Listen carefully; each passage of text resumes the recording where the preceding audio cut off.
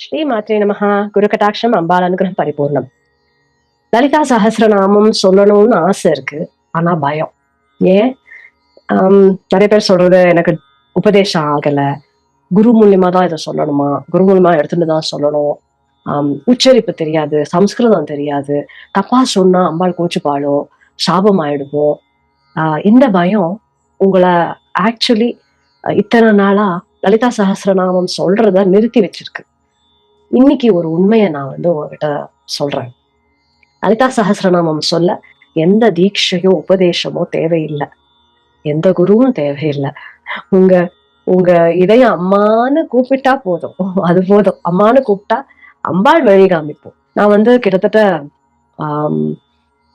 என்னோட 19வது வயசுல இருந்து லலிதா சஹஸ்ரநாமத்தை சொல்றேன். சின்ன வயசுல இருந்தே வீட்டுல லலிதா சஹஸ்ரநாமம் பெரியவங்க எல்லாம் சொல்லுவாங்க, அது காதோரமா கேட்டுட்டு இருந்தோம். பட் சொல்ல ஆரம்பிச்சது 19வது வயசுல இருந்து. அந்த அனுபவத்துல நான் சொல்றேன். அந்த என்னோட அனுபவத்திலேருந்து அடுத்த நெக்ஸ்ட் 15-20 மினிட்ஸ் எப்ப சொல்லணும், எங்க சொல்லணும், எப்படி சொல்லணும், எப்படி ஆரம்பிக்கணும் அப்படிங்கறத ஒரு ஸ்டெப் பை ஸ்டெப் கைடா உங்ககிட்ட சொல்ல போறேன். இந்த வீடியோவை ஃபுல்லா பாருங்க. ஏன்னா இது வெறும் வீடியோ இல்ல, இது ஒரு அம்பாள் மாதா லலிதாம்பிகா உங்களுக்கு அனுப்பின ஒரு மெசேஜ் அப்படின்னு நீங்க எடுத்துக்கோங்க.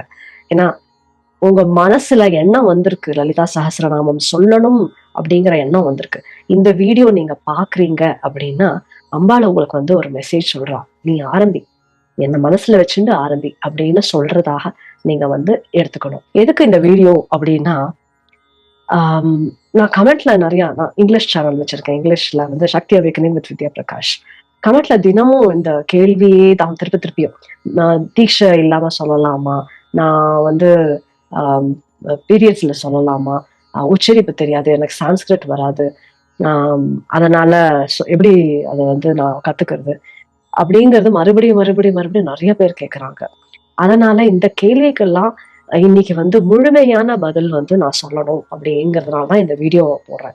இந்த வீடியோ முடியிற நேரத்துல உங்களுக்கு எந்த சந்தேகமும் இருக்காது. நீங்க இன்னைக்கே ஆரம்பிக்கணும் அப்படின்னு நீங்க நினைச்சிருந்தீங்கன்னா இன்னைக்கே நீங்க லலிதா சஹஸ்ரநாமம் சொல்றதுக்கு ஆரம்பிச்சிடலாம்.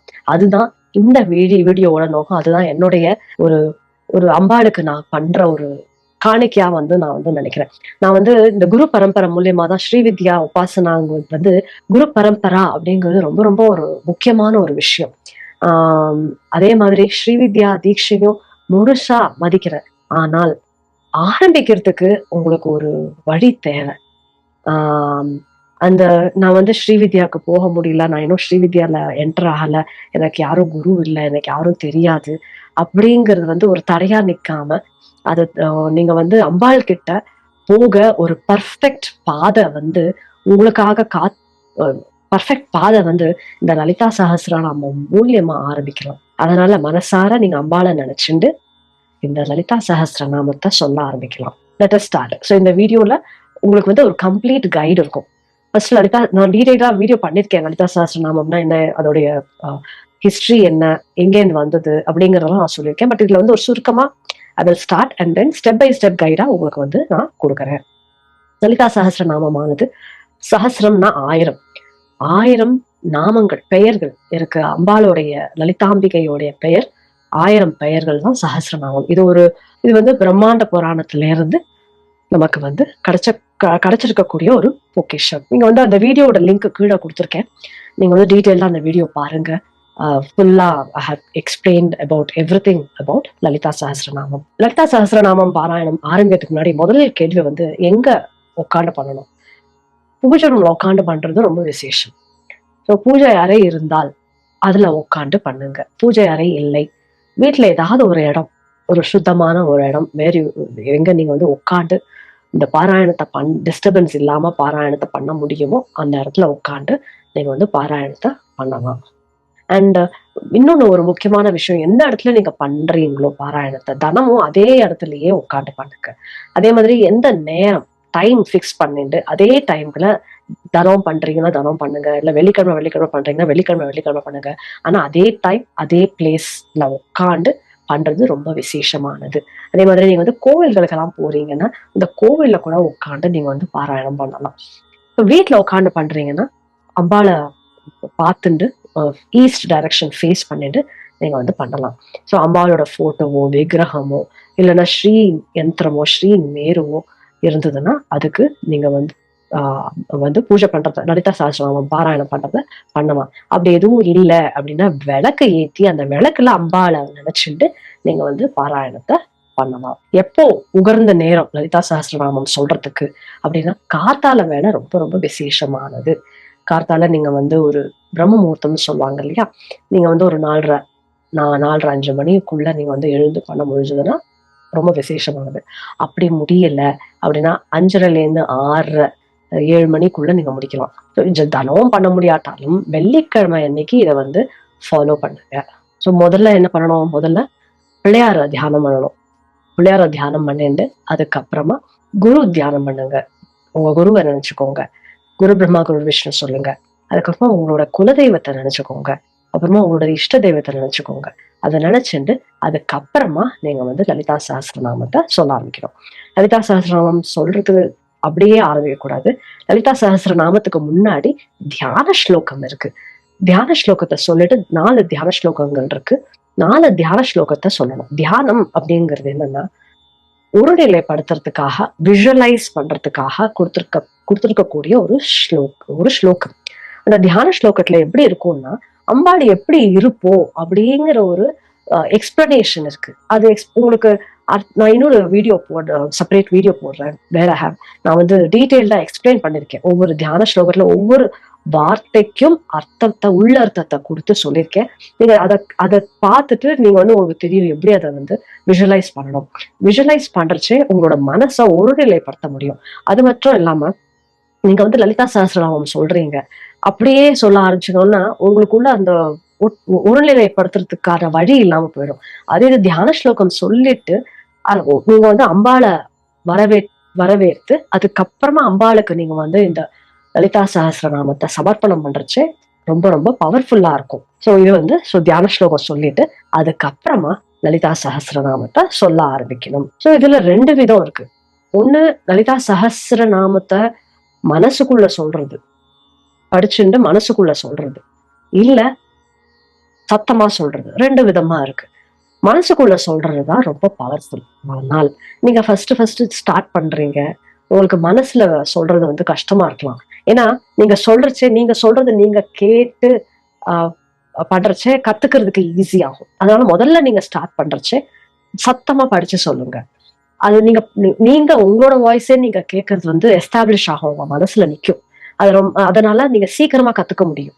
அதனால நீங்க சொல்லுங்க, சத்தமா சொல்லி நீங்க கேளுங்க. You will learn. அண்ட் இனிஷியலா உங்களுக்கு வந்து ப்ரொனவுன்சியேஷன் வரல அப்படின்னா லலிதா சஹஸ்ரநாமத்தை கேளுங்க, கேட்கறச்சே படிங்க.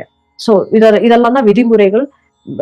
இது வந்து உங்களுக்கு வந்து சீக்கிரமா கத்துக்கிறதுக்கு உதவும்.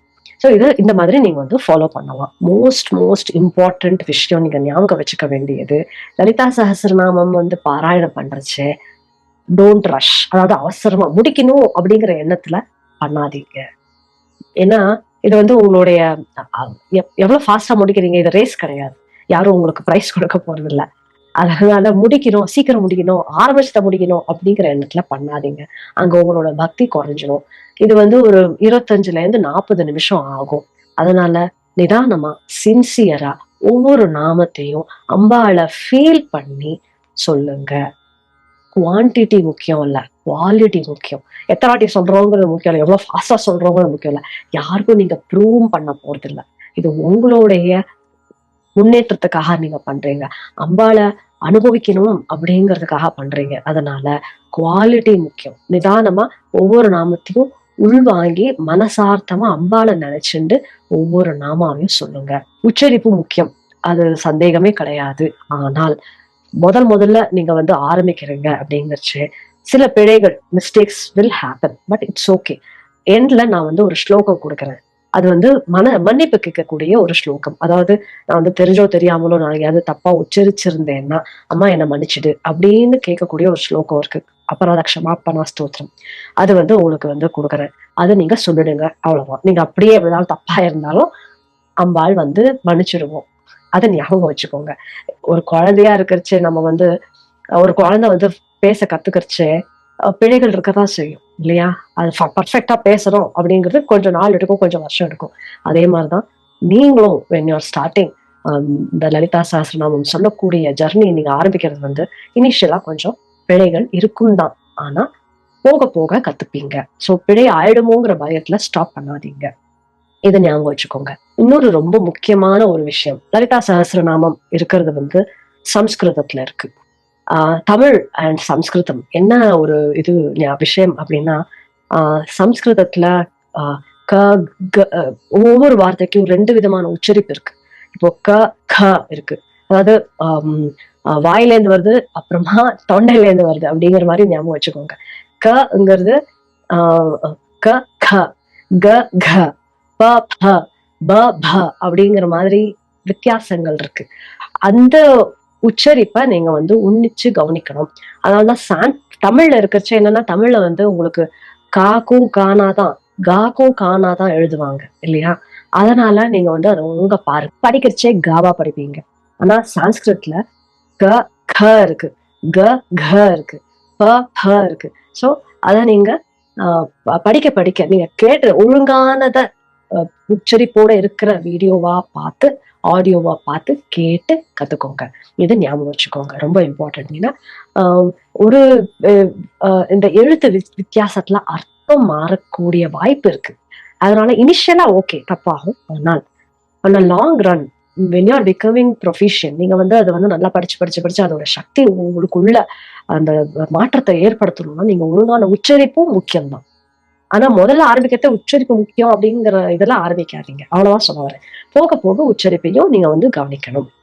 சோ இதுவும் ஞாபகம் வச்சுக்கோங்க. Coming to the last part, Sahasranamam படிச்சு முடிச்ச அப்புறமா இந்த ஸ்லோகத்தை சொல்லுங்க. இதை வந்து டிஸ்கிரிப்ஷன்லயும் கொடுக்குறேன்.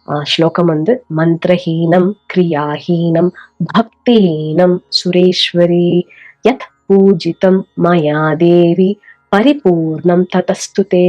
அப்படின்னா மந்திரஹீனம், அதாவது மந்திரம் சொல்றச்சு, இந்த சாஸ்திரம் சொல்றச்சு ஹீனம், ஏதாவது மிஸ்டேக்ஸ் ஆயிருக்கும். கிரியாஹீனம், நான் வந்து ஆக்ஷன்ஸ் த்ரூ, இப்போ வந்து பூஜை பண்றச்சு பூ போடுறோம், அதுல ஏதாவது தப்பா இருந்ததுன்னா. பக்திஹீனம், நான் சொல்றச்சே பக்தி விட்டு போயிடுந்தா. சில வாட்டி நீங்க வந்து சொல்லிட்டு இருக்கிறச்சே கேஸ் குக்கர் அணைச்சேனா அடுத்தது குக்கர் அணைக்கணும், ராத்திரிக்கு என்ன பண்ணணும், மத்தியானத்துக்கு சாப்பாடு என்ன பண்ணணும், அந்த மாதிரி விஷயங்கள் ஓடுறச்சே பக்தி குறைஞ்சிரும். அதனால பக்தி ஹீனம். ஏன்னா மனசுங்கிறது அல பாஞ்சுட்டே இருக்கும் இல்லையா, எண்ணங்கள் மாறிண்டே இருக்கும். அதனால ஏதாவது மிஸ்டேக்ஸ் ஆயிருந்ததுன்னா அதை மன்னிச்சிடுமா அப்படின்னு அம்பாளை கேட்டுக்கிறோம். அடுத்து இது வந்து ஒரு ஸ்லோகம். 2வது ஸ்லோகம் நீங்க சொல்ல வேண்டியது, அபராத சஹஸ்ராணி கிரியந்தி அஹர்நிஷம் மயா தாசோஹம் இதி மாமத்வா க்ஷமஸ்வ பரமேஸ்வரி. அதாவது அபராத சஹஸ்ராணி, நான் வந்து in my day to day life ஆயிரக்கணக்கான தப்புக்கள் பண்ணியிருக்கலாம். கிரியந்தே அஹர்நிஷம் மயா, கார்த்தாலையும் ராத்திரியுமா நிறைய மிஸ்டேக்ஸ் நான் வந்து பண்ணிருக்கலாம். தாசோகம் இதி மத்வா மாமத்வா, தாசோகம்னா என்னை வந்து உன்னுடைய தாசனா, சர்வெண்டா, இல்ல உன்னோட குழந்தையா அப்படி கூட சொல்லலாம். இதி மாமத்வா அப்படின்னு என்ன உன்னோட குழந்தையா பாவிச்சு நான் மன்னிச்சிடுமா அப்படின்னு கேட்கறதா இந்த ஸ்தோத்திரம். இத சொல்லி கம்ப்ளீட் பண்ணுங்க. அதுக்கப்புறமா ஏதாவது நைவேத்தியம் பண்ணுங்க. Now coming to the last part, FAQs. நார்மலான FAQ நிறைய பேர் கேட்கறது வந்து, இது குரு மூலியமா தீட்சை எடுத்துதான் சொல்லணுமா அப்படின்னா இல்ல, அப்படி கிடையாது. நீங்க வந்து இனிசியேஷன் தீட்சையோ உபதேசமோ இல்லாமல் லலிதா சஹஸ்ரநாமத்தை நீங்க வந்து பாராயணம் பண்ணலாம். யார் வேணா இதை படிக்கலாமா? ஆம்லை, லேடிஸ், ஜென்ஸ் யார் வேணா லலிதா சஹஸ்ரநாமத்தை படிக்கலாம். குழந்தைகள் கூட படிக்கலாம். அப்புறமா எவ்வளவு நேரம் ஆகும்? நீங்க முதல்ல ஆரம்பிக்கிறச்சு 45 நிமிஷத்துல இருந்து 1 மணி நேரம் கூட ஆகலாம். போக போக உங்களுக்கு வந்து கன்வீனியன், நீங்க வந்து கத்துட்டீங்கன்னா 25 minutes to 30 minutes ஆகும். ஸோ இதை ஞாபகம் வச்சுன்னா அதுக்கேற்ற மாதிரி நீங்க வந்து பிளான் பண்ணுங்க.